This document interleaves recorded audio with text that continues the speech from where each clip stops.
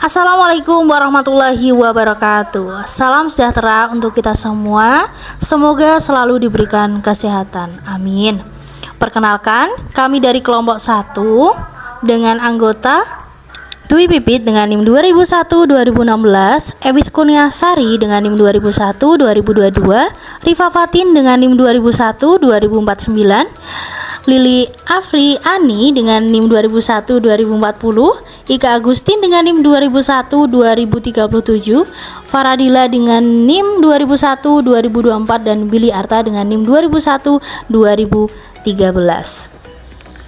Di sini kami akan menyampaikan materi serta video praktek untuk memenuhi tugas mata kuliah konseling traumatik dengan tema konseling kelompok traumatik bencana alam gunung meletus dengan teknik desensitisasi sistematis yang menggunakan pendekatan kognitif behavior therapy atau CBT. Konseling kelompok bersifat memberikan kemudahan dalam pertumbuhan dan perkembangan individu.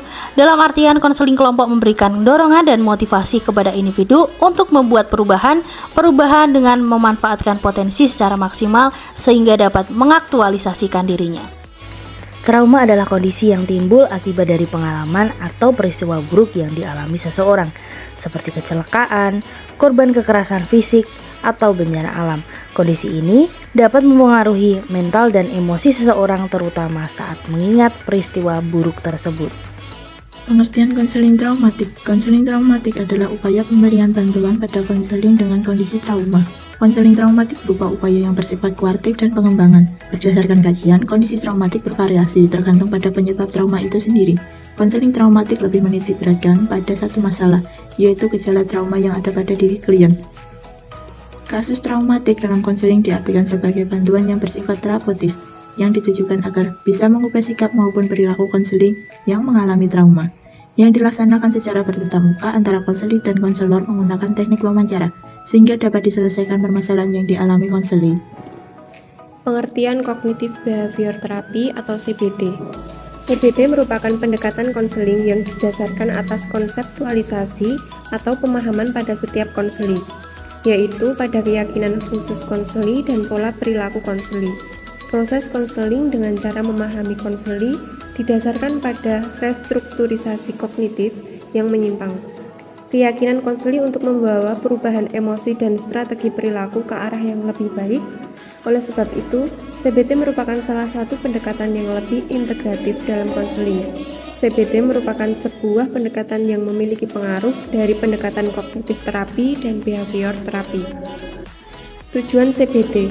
Tujuan CBT yaitu mengajak konseli untuk menentang pikiran dan emosi yang salah dengan menampilkan bukti-bukti yang bertentangan dengan keyakinan mereka tentang masalah yang dihadapinya. Konselor diharapkan mampu menolong konseli untuk mencari keyakinan yang sifatnya dogmatis dalam diri konseli dan secara kuat mencoba menguranginya. Strategi desensitisasi sistematis. Teknik desensitisasi sistematis adalah teknik konseling dalam pendekatan konseling perilaku yang berdasarkan pada prinsip mengkondisikan pasif. Ini dikembangkan oleh Walpe selama 1950-an. Teknik konseling ini bertujuan untuk menghilangkan respon ketakutan dari fobia dan menggantikan respon relaksasi dengan stimulus kondisional secara bertahap menggunakan pengkondisian balik. Penjelasan penggunaan alat dan media. Proses konseling kelompok traumatik bencana gunung meletus dengan teknik desensitisasi sistematis menggunakan alat kertas dan ballpoint dan medianya menggunakan video. Kertas dan ballpoint digunakan untuk mengetahui tingkat trauma yang dialami oleh konseli. Setelah selesai menonton video yang diberikan oleh konselor, konseli kembali dipersilakan untuk menuliskan kembali tingkat trauma apakah berkurang atau semakin meningkat. Berikut kami tayangkan video praktek konseling traumatik. Assalamualaikum warahmatullahi wabarakatuh. Waalaikumsalam warahmatullahi wabarakatuh. Selamat pagi semuanya. Pagi Bu. Bagaimana kabar kalian hari ini? Alhamdulillah, semoga kita selalu diberikan kesehatan, keselamatan dari Allah Subhanahu wa Ta'ala, Tuhan Yang Maha Esa. Amin. Untuk memulai konseling kelompok pada hari ini, alangkah baiknya kita berdoa terlebih dahulu. Ibu minta salah satu dari kalian ada yang memimpin doa. Silakan siapa yang mau memimpin doa? Ya, baiklah Mbak. Baiklah teman-teman semuanya, mari kita mulai konseling pada hari ini dengan berdoa menurut keyakinan masing-masing. Berdoa mulai. Doa selesai. Apakah teman-teman di sini sudah saling mengenal satu sama lain? Belum ya. Ada baiknya kita perkenalan terlebih dahulu ya. Sebelumnya Ibu dulu mau perkenalan. Perkenalkan, nama saya Faradila. Saya menjadi konselor pada kesempatan kali ini, khususnya pada konseling kelompok yang membahas mengenai trauma pasca terjadinya bencana gunung meletus. Silakan yang mau berkenalan terlebih dahulu, mulai dari samping kiri saya. Silakan Mas. Nama saya Budiata. Nama saya Fatumi Sina. Saya Ika Aksin dari kelas 7B. Ya. Saya Wiwi Helena Putri dari kelas 7F. Saya Wismia Sari dari kelas 7A. Saya Lili Afiani dari kelas 7B. Ya. Baiklah Ibu, jelaskan ya sebelumnya untuk tujuan konseling kelompok pada hari ini. Tujuan dari konseling kelompoknya yaitu Ibu harap di akhir nanti kalian bisa mengurangi trauma yang kalian rasakan pasca terjadinya bencana gunung meletus beberapa tahun yang lalu ya. Selanjutnya pada konseling kelompok ini kita memegang beberapa asas seperti asas keterbukaan, asas kerahasiaan, asas kesukarelaan, dan banyak asas lainnya. Ibu jelaskan. Yang pertama, asas keterbukaan. Di dalam konseling kelompok ini, Ibu minta kalian nanti untuk terbuka menceritakan permasalahan yaitu trauma yang kalian rasakan pada saat ini. Selanjutnya, asas kesukarelaan. Semoga kalian datang ke sini atas sukarela, bukan paksaan dari pihak lain. Dan yang terpenting adalah asas kerahasiaan. Nanti di dalam konseling kelompok ini kita harus saling menjaga kerahasiaan masalah teman-teman kita. Cukup kita di dalam konseling ini yang mengetahui, teman lain jangan ada yang tahu. Bagaimana sampai ini, apakah sudah paham? Sudah. Baiklah Ibu, ada ice breaking sebelum memulai konseling kelompok pada hari ini, yaitu dengan cara salah satu yang pertama menyebutkan nama dan hobi tetapi menggunakan bahasa Inggris. Nanti dilanjutkan teman berikutnya menyebutkan nama dan hobi teman sebelumnya. Jadi dalam artian ini secara berantai ya. Apakah sudah paham? Ya Bu. Ya, kita cari persetujuan terlebih dahulu. Nanti jika ada yang salah akan dikenai hukuman atau tidak? Ya, kira-kira hukuman yang tepat apa? Bernyanyi. Ya. Bagaimana, sudah paham kalian? Sudah. Kita mulai breakingnya terlebih dahulu. Kita mulai dari samping kanan Ibu. Silahkan Mbak. My name is Lily. My hobby art. Ya. This is my friend. Name is Lily. Ya. Hobby is art. And my name is Minyasari. My hobby is singing. My friend Lily. Hobby art. Yes. And then Elvis. Hobby singing. My name is Wiwi Helena Putri. My hobby is singing. My friend Lily. Hobby art. My friend Elvis. Hobby singing. My friend Vivit. Hobby singing. And my name is Ika. My hobby is cooking. My friend is Lily. Hobby art. My friend is Aries. Hobby singing. My friend is Vivit. Hobby singing. My friend is Ika. Hobby cooking. My name is Rifa Fatin. Hobby traveling. My name is Budiata and Lily. Hobby is art and Aries singing, dan Pipit singing, dan Ika cooking, and Riva traveling. Ya, memang benar yang disebutkan oleh. Tetapi Mas Dedi tadi maaf belum menyebutkan hobi dia sendiri apa. Oh iya.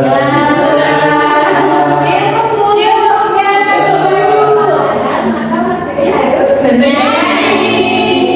Silakan Mas Dedi. Menyanyi apa ya? Berdiri dong Mas Dedi. Oh iya. Jalan. Saya akan menyanyikan foto Bebek Angsa. Tapi pakai bisa nggak apa pakai? Oh ya udah. Pakai keluar kok ini teman-teman. Terus juga. Oh ya udah pakai iya aja ya teman-teman. Ya, boleh. Baik, saya akan menyanyikan foto Bebek Angsa menggunakan huruf I. 1, 2, 3.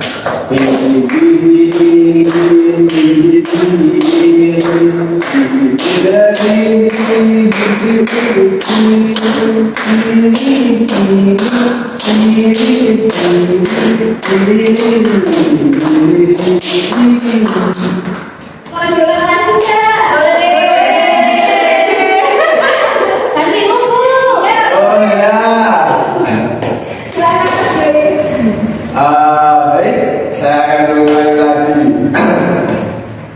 1, 2, 3.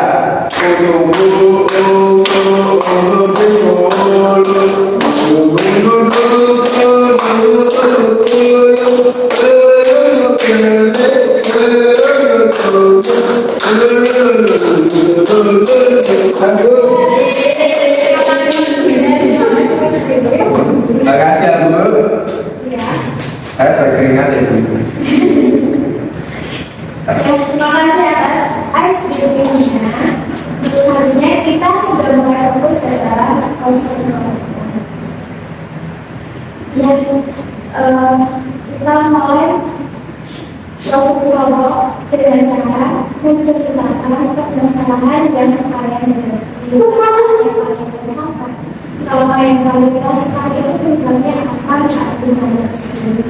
Yang mana kita mulai saling berbagi. Silakan yang mau mulai terlebih dahulu. Saya Bu. Iya, silakan Mbak Wis mulai bercerita. Nih, Bu, saya ingin bercerita tentang trauma saya karena peristiwa Gunung Merapi, Bu. Ketika itu kan rumah saya sangat dekat radiusnya dengan Gunung Merapi, dan ketika meletus saya melihat letusan dan laharnya, dan juga mendengarkan suara gemuruh yang sangat keras dan terekam di dalam memori saya, dan membuat saya ketika menjalani kehidupan sehari-hari itu menjadi selalu teringat, apalagi ketika saya mendengarkan suara gemuruh apapun itu Bu, seperti petir, gemuruh petir dan lain-lain, buat saya sangat teringat dalam peristiwa tersebut Bu, dan sangat mengganggu diri saya. Terima kasih Mbak Owis sudah mau bercerita. Memang suara gemuruh yang Mbak Owis dengar, apalagi saat bencana tersebut. Dan setiap hari Mbak Owis juga mendengar suara gemuruh-gemuruh yang lain, seperti petir dan sebagainya. Memang bisa meninggalkan pesan yang sangat kuat pada diri Mbak Owis, sehingga bisa juga menimbulkan suatu trauma pada diri Mbak Owis. Jika mendengar suara gemuruh, bisa mengingatkan Mbak Wis atas kejadian meletusnya Gunung Merapi pada saat itu. Terima kasih Mbak Wis. Yang lain, siapa lagi yang mau berbagi ceritanya? Silahkan. Saya Bu. Ya, silakan Mbak Yuli mulai bercerita. Saya itu kan tinggal di daerah yang terkena langsung letusan gunung tersebut ya Bu.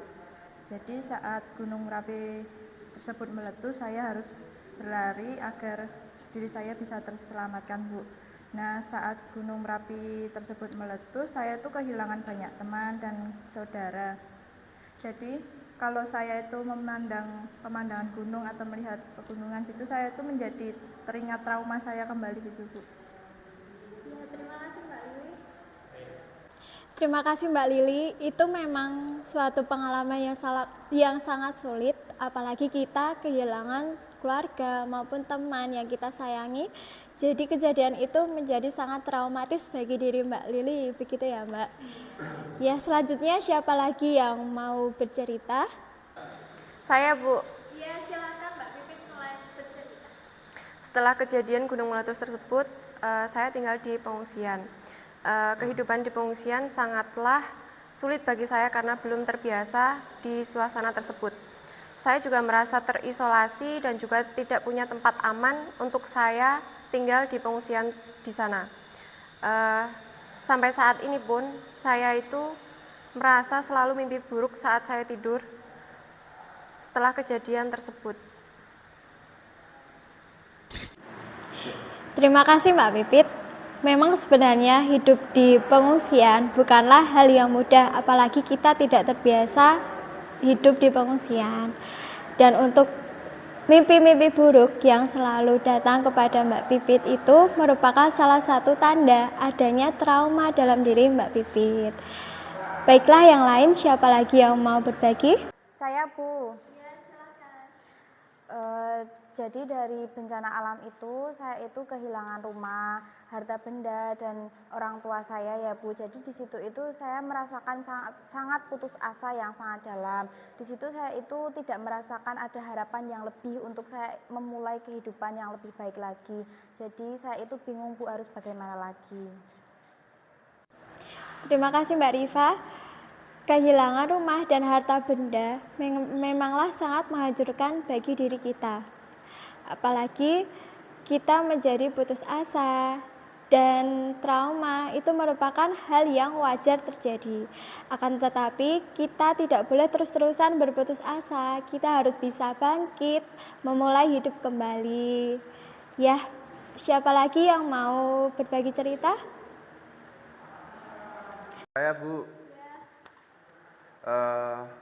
Saya melihat banyak korban dalam bencana tersebut. Saya merasa bersalah karena saya selamat dan banyak yang tidak selamat. Pikiran itu tidak hilang dan tidak meninggalkan. Waktu saya tidur selalu mimpi buruk dan merasa saya sangat buruk. Terima kasih Mas Billy. Sebenarnya perasaan bersalah memang akan terjadi ketika Mas Billy menjadi orang yang satu-satunya selamat dalam bencana tersebut. Akan tetapi kita seharusnya bisa bersyukur Mas Billy karena masih diberikan keselamatan oleh Allah SWT. Dan seharusnya Mas Billy itu bisa memotivasi teman-teman yang lain yang terkena bencana tersebut untuk bisa bangkit kembali, untuk bisa memulai kehidupan yang baru lagi. Bagaimana yang lain? Siapa lagi yang mau bercerita? Ya, silakan Mbak Ika. Trauma yang saya alami pada waktu bencana gunung meletus, saya itu masih merasa takut dan paranoid setiap kali ada gempa kecil dan suara yang menyerupai gemuruh. Nah, pada saat terjadi itulah saya langsung mengingat kejadian saat gunung meletus dan saya tidak bisa mengendalikan ketakutan saya merasa panik seperti itu Bu. Terima kasih Mbak Ika. Sebenarnya ketakutan dan paranoid yang Mbak Ika alami adalah hal yang umum terjadi setelah terjadinya suatu bencana yang membuat kita menjadi trauma. Baiklah, terima kasih teman-teman sudah mau menceritakan kejadian trauma yang kalian hadapi. Untuk saat ini marilah kita bekerja sama bagaimana cara untuk mengurangi trauma tersebut. Nah, Ibu ada satu pendekatan ya yang biasanya Ibu gunakan untuk mengurangi trauma pada korban dampak bencana gunung meletus, yaitu Ibu menggunakan pendekatan desensitisasi sistematis. Dalam pendekatan ini nanti Ibu minta kepada kalian semua untuk duduk rileks, meregangkan otot dengan cara tarik nafas melalui hidung, tahan sebentar, lalu keluarkan melalui mulut. Lakukan berulang kali sampai kalian rileks. Setelah kalian rileks nanti bisa menganggukkan kepala, lalu memejamkan mata. Di saat kalian memejamkan mata, nanti Ibu akan menceritakan kembali semua yang membuat kalian trauma, cerita-cerita kalian nanti Ibu ceritakan kembali. Dan ketika Ibu menceritakan dan kalian tidak kuat membayangkan tingkat trauma tersebut, kejadian yang mengingatkan trauma tersebut, kalian bisa mengangkat tangan. Bagaimana? Sampai sini apakah sudah paham? Paham, Bu. Ya baiklah, sebelum Ibu melakukan teknik ini, alangkah baiknya Ibu mengetahui tingkat trauma kalian itu seberapa dalam skala 1 sampai 10. Kalian bisa menuliskan angka tersebut menggunakan kertas yang sudah Ibu sediakan. Kalian membawa pulpen tidak ya? Bawa. Ya. Ini Ibu bagikan satu-satu kertasnya.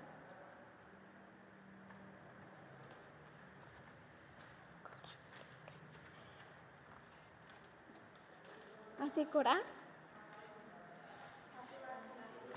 Baiklah, sebentar Ibu ambilkan.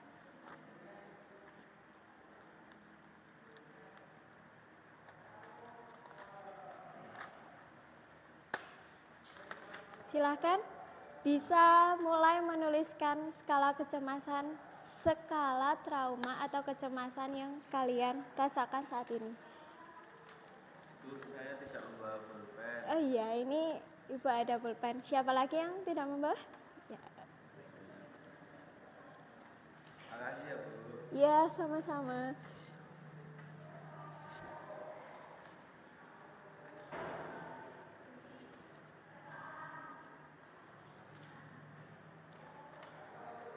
Sudah selesai? Bisa perlihatkan ke Ibu saja, kalian menuliskan angka berapa? Ya, Mas Billy menunjukkan angka 8, Mbak Rifa 9, Mbak Ika 8, Mbak Pipit 8, Mbak Wis 8, dan Mbak Lili 8. Ya, terima kasih. Rata-rata kalian menuliskan angka 8 yang berarti trauma kalian masih cukup tinggi ya setelah terjadinya bencana kemarin. Nah, langsung saja Ibu mulai untuk teknik desensitisasi sistematisnya. Ibu minta kalian mulai duduk rileks, serileks, senyaman mungkin. Regangkan otot-otot kalian. Sudah? Setelah itu, ikut Ibu tarik nafas pelan-pelan dari hidung. Tahan sebentar, lalu keluarkan melalui mulut. Lakukan berulang kali sampai kalian merasakan rileks.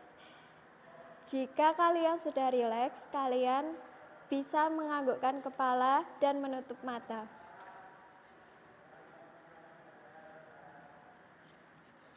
Sudah, kalian bisa menutup mata. Baik, Ibu mulai ya. Kalian bisa membayangkan apa yang Ibu ceritakan. Bayangkan hari ini adalah hari di mana terjadinya gunung meletus. Suara gemuruh mulai terdengar. Awan panas membumbung tinggi. Setiap insan berlarian untuk menyelamatkan diri. Banyak korban nyawa dan banyak korban luka. Banyak rumah rusak dan hilangnya harta benda, sehingga kita harus hidup dengan penuh keterbatasan di pengungsian. Bahkan sampai saat ini, suara gemuruh-gemuruh tersebut masih teringat dan membuat saya menjadi trauma. Saat ini, kita tidak tahu kapan bencana itu akan datang kembali. Maka dari itu, kita harus banyak bersyukur. Kita sudah selamat dan kita harus banyak berdoa agar tetap diberikan keselamatan dan kesempatan untuk melanjutkan kehidupan meskipun tidak seindah yang seperti sedia kala. Sekarang Ibu minta semua tarik nafas, keluarkan, lalu pelan-pelan membuka mata.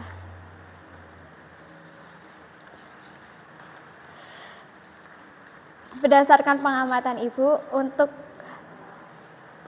tingkat trauma yang pertama, kalian bayangkan kalian sudah cukup tenang ya, bisa membayangkan dengan tenang. Untuk selanjutnya Ibu akan ke tingkat trauma yang kedua dengan cara Ibu menayangkan sebuah video mengenai gunung meletus. Kalian bisa membayangkan jika kalian di peristiwa tersebut nanti, jika ada yang tidak kuat, bisa angkat tangan. Bagaimana, sudah paham? Baiklah, Ibu akan putarkan video bencana gunung meletus pada tahun 2010. Tapi sebelumnya alangkah baiknya kalian untuk rileks kembali, duduk dengan rileks, tarik nafas pelan-pelan, keluarkan melalui mulut, sampai kalian benar-benar bisa rileks dan fokus. Bagaimana, sudah rileks semuanya? Mas Billy, mohon duduknya. Iya, menghadap ini ya, menghadap layar. Ibu putarkan, kalian bisa bayangkan jika kalian di posisi itu kembali. Ibu ingatkan, jika nanti tidak kuat membayangkan, bisa mengangkat tangan, ya.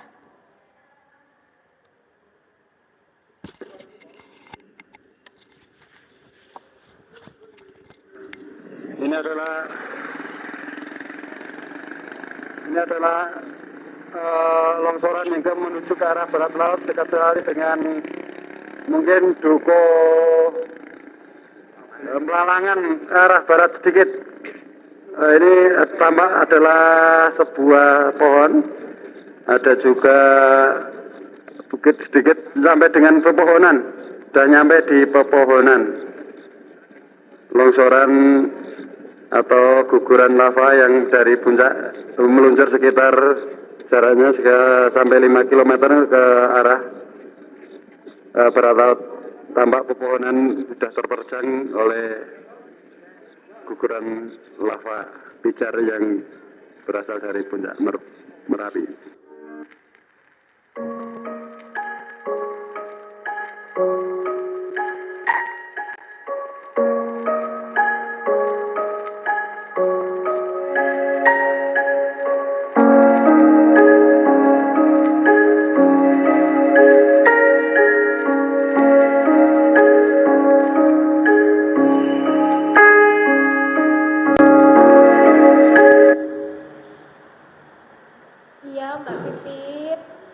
Mbak Pipit masih trauma ya, Mbak?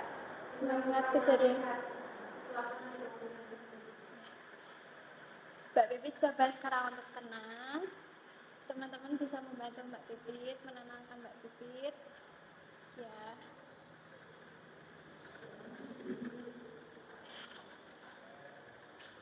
Ya, Mbak Pipit tenang ya.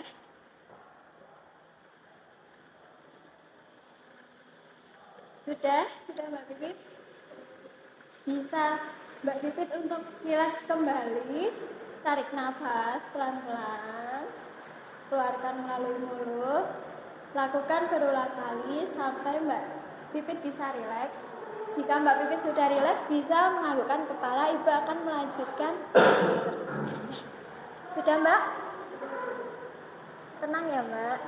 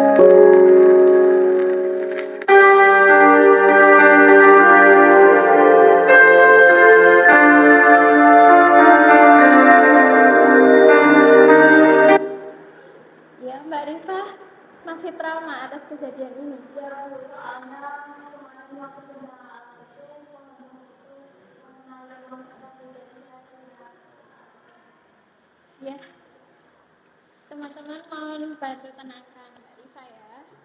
Mbak Rifa yang sabar, itu memang bencana dan kita nggak tahu apa kerusakan apa yang mungkin bisa terjadi atas bencana tersebut. Tapi Mbak Rifa sekarang sudah ikhlas kan atas bencana ini? Mbak Rifa bisa rileks kembali ya, tarik nafas pelan-pelan, keluarkan melalui mulut.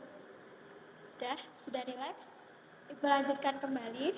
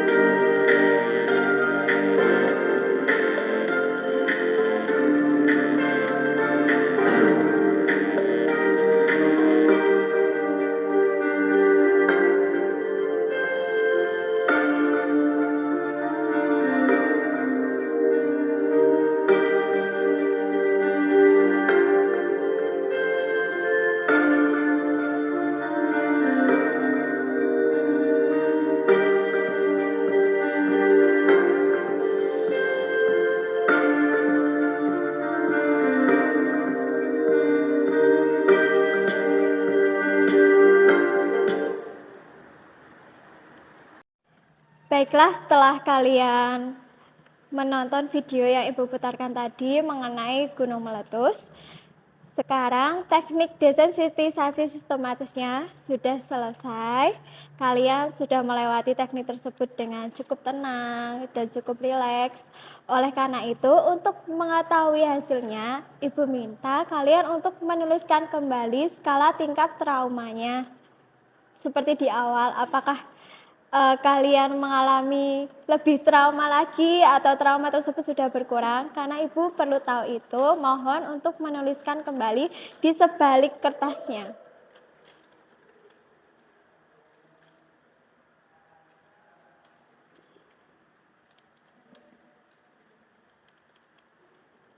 Jika sudah, bisa perlihatkan ke Ibu. Ya.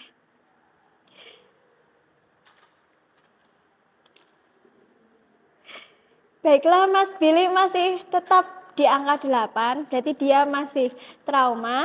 Mbak Rifa menunjukkan angka 5, traumanya sudah menurun ya Mbak? Lalu Mbak Ika 5,5 sudah ada penurunan juga. Mbak Pipit angka 5 sudah turun, sudah cukup rendah traumanya. Mbak Wis 3,5 sungguh signifikan ya turunnya. Dan terakhir Mbak Lili menunjukkan angka 4 dan menunjukkan penurunan yang cukup signifikan juga. Ya, sebelum Ibu tutup ya kegiatan konseling hari ini, ada baiknya kita untuk melakukan ice breaking agar kita juga bisa mengurangi trauma kembali ya. Ice breakingnya kali ini tentang Marina menari. Apakah ada yang sudah pernah mendengar ice breaking tersebut? Sudah. Oh, ada yang sudah, ada yang belum. Ya, ada baiknya kita berdiri yuk semua. Jadi ice breakingnya begini, ikuti Ibu ya. Kita sambil menyanyi ya. Marina menari di atas menara. Di atas menara Marina menari. Ya, sudah paham?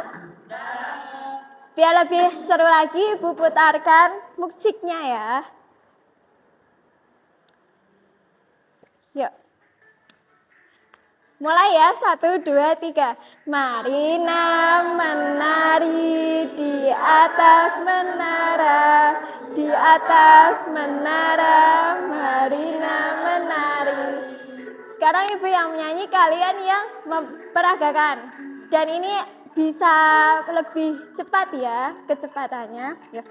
Marina menari di atas menara, di atas menara, Marina menari. Ayo fokus lagi. Marina menari di atas menara, di atas menara, Marina menari. Ya, sudah cukup. Terima kasih.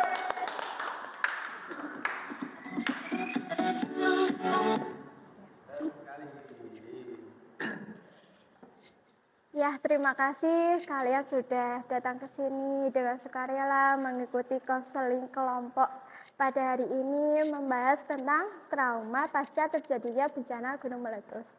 Sebelumnya Ibu simpulkan terlebih dahulu, setelah melakukan konseling kelompok dengan menggunakan pendekatan desensitisasi sistematis, terbukti bahwa trauma kalian mayoritas sudah menurun, kecuali Mas Billy, mungkin Mas Billy masih sangat mendalam traumanya, jadi bisalah mengikuti konseling kelompok yang selanjutnya. Dan pesan saya untuk teman-teman yang sudah turun tingkat traumanya, bisa terus untuk berlatih relaksasi agar trauma tersebut bisa terus berkurang, dan ketika menghadapi masalah tersebut bisa tenang ya Mbak, ketika terjadi bencana tersebut kembali terjadi. Ya, sekian konseling kelompok pada hari ini. Ada baiknya kita kan diawali dengan berdoa, maka diakhiri dengan berdoa juga. Silakan salah satu memimpin doa. Ya, baiklah, silakan Mbak Rifa.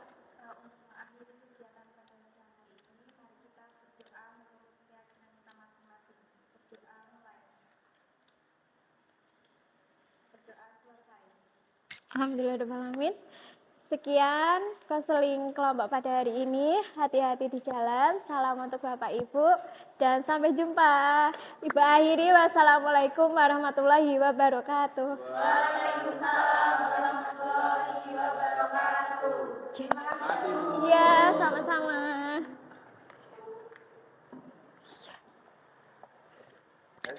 Iya.